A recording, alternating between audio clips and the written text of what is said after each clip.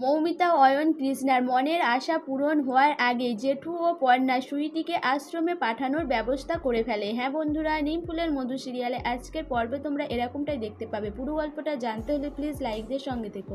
পর্ণা বলে, ঠিক আছে, সুইটি যেহেতু বিপদে পড়ে এসেছে এই বাড়িতেই থাকুক, কিন্তু সুইটি যদি কোনো বাড়াবাড়ি করে তাহলে ওকে কিন্তু একদম আমি কোনো হোমে নয়, একদম জেলে পাঠিয়ে দেবো। এরপরে সুইটি বলে যে না দিদিমণি, আমি এরকম কিছুই করব না।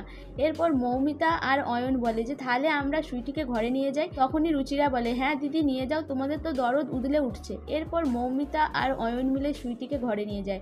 সুইটি ঘরেতে কান্নাকাটি করতে থাকে। তখনই অয়ন বলে আর নাটক করছো কেন? এখানে তো আমরা দুজন ছাড়া কেউ নেই। আমরা তো জানি তোমাকে এখানে ঈশাই পাঠিয়েছে, আর আমাদের কথা শুনেই ঈশা এই কাজটা করেছে। তখন সুইটি বলে, কি বলছেন, আমি তো বুঝতে পারছি না। তখন মৌমিতা বলে যে হ্যাঁ, আমরা সবই জানি। সেই সময়ই আবার কৃষ্ণা এসে হাজির হয়। কৃষ্ণাকে দেখে মৌমিতা বলে যে মেজো কাকি, তোমার মনের ইচ্ছা তো পূরণ হলো। তখন কৃষ্ণা বলে যে হ্যাঁ, আমার মনের ইচ্ছা পূরণ হয়েছে। তখন অয়ন বলে যে আমাদের কারণেই হয়েছে। কৃষ্ণা বলে, কি বলছিস কি? তখন অয়ন বলে যে হ্যাঁ, আমি ঠিকই বলছি। এরপরেই কৃষ্ণা মনে মনে ভাবে যে এই সুযোগটা আমি আর ছাড়বো না। এবার সুইটিকে এই বাড়িতে রাখার জন্য যা করতে হয় আমি তাই করব। এদিকে সুইটি মনে মনে ভাবে যে আমাকে তো কিছুই করতে হচ্ছে না, এরা দেখছি নিজেদের মধ্যে লড়াই করে মরছে, এরা নিজেরা লড়াই করুক, কিন্তু আমার তো বড়লোক হওয়া নিয়ে কথা, আমি এই সব কিছু হাতিয়ে নিলেই হলো। এর পরের দিনে সকাল সকাল জেঠু এসে পর্ণার ঘরে হানা দেয়। জেঠু এসে পর্ণাকে ডাকতে থাকে। তখন পর্ণা বলে যে এত সকাল সকাল কি হলো আবার? সুইটি কিছু করেছে নাকি? যদি সুইটি আজকে কিছু করে তাহলে আমি ওকে ছাড়বো না। এরপরেই পর্ণা দরজা খুলেতে জেঠু বলে, নিচে এসো পর্ণা, অনেক কথা আছে, অনেক কিছু ঘটে গেছে ওই সুইটির জন্য। এরপরে বাড়ির সবাই নিচে এসে হাজির হয়। তখন জেঠু বলে যে এই সুইটি কোনো মেয়ে নয়, এ হচ্ছে রাক্ষসী, একে এই বাড়ি থেকে তাড়াও।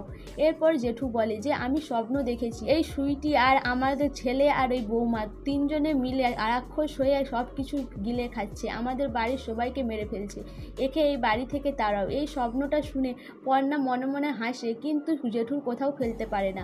তখন পর্ণা বলে যে ঠিক আছে জেঠু। সৃজন বলে যে পর্ণা, জেঠুর কথা ফেলো না, জেঠু যেহেতু এত করে বলছে নিশ্চয়ই এর পেছনে কোনো কারণ আছে। তখন পর্ণা বলে যে ঠিক আছে জেঠু, আপনি যেটা বলছেন সেটাই হবে।